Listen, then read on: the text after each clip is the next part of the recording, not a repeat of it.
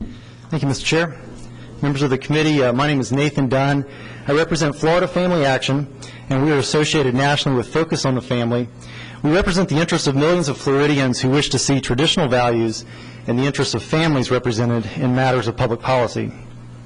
With all due respect to our friends in the Seminole Indian tribe, I want to briefly state that we are opposed to any agreement with the Seminole Indians that will expand predatory gambling in Florida. The introduction of Class III gambling to Seminole facilities is not in the best long-term interest of Florida's families and communities. The compact was put together under the assumption that the federal government would authorize Class III gaming for the Seminoles regardless of what the state did. And the popular idea was put forward that agreeing to the compact would at least allow the state to benefit some financially from the supposedly inevitable expansion of gambling.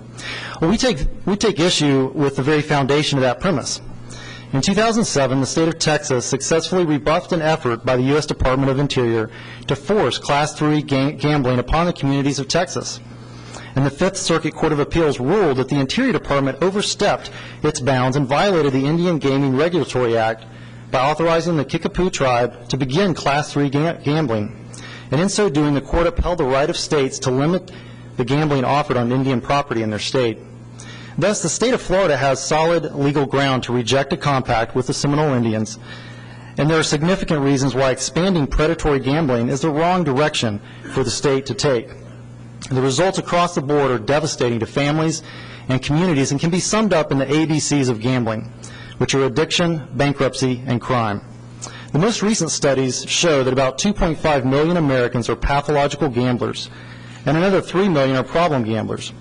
500,000 Floridians have suffered from serious to severe gambling-related difficulties at some point in their lives. And in a report to the Florida Council on Compulsive Gambling in 2002, it was found that Florida has a larger percentage of problem and pathological gamblers than reported in the national survey. And more startling is that Florida's at-risk population is about 2 times that of the national study. Bankruptcy also increases whenever gambling thrives. A national survey of 298 counties found that the counties with gambling had a bankruptcy filing rate 18% higher than those without gambling. Various studies of pathological gamblers show that 20% or more will eventually file for bankruptcy. Finally, increased crime is also a natural result when gambling is forced upon a community. By evaluating the results from other communities, we know that when Class III gaming is permitted, the crime rate is nearly twice the national average. A Department of Justice study found that more than 30% of pathological gamblers who had been arrested reported having committed robbery within the past year, and nearly a third of those admitted that Mr. Dunn, if you'll wrap it up. Yes, sir. Sure will.